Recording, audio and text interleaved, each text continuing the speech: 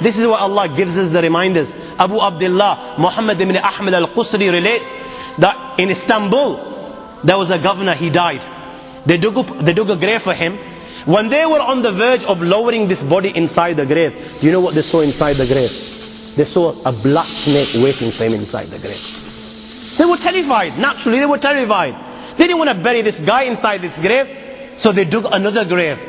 Now they've spent hours digging the second grave. They're on the verge of lowering the body inside the grave, and you know what? The same snake they saw in the first is waiting in the second. They dig a third grave.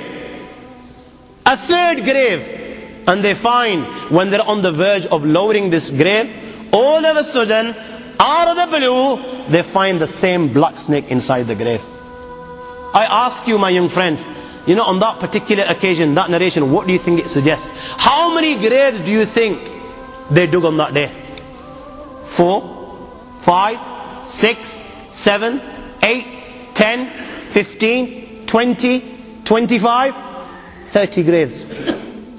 The narration says that on that day they dug about 30 graves. Every time the grave was dug and they were on the verge of lowering this body inside the grave, they would find the same black snake waiting.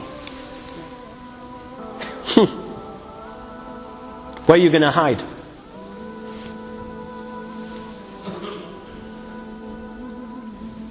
It doesn't come any clearer than this. Where are you going to hide? Where? Allah. You know, even when you've gone 6 foot under, you can't get away. You've left the dunya and you've gone 6 foot under and you think you've got away with it. This is where it will begin. You know, fed up after digging so many graves, they consulted the ulama. What should we do with this person? May Allah protect us. They said, you know what? Just bury him inside the grave. Leave the rest to Allah subhanahu wa ta'ala. And they buried him.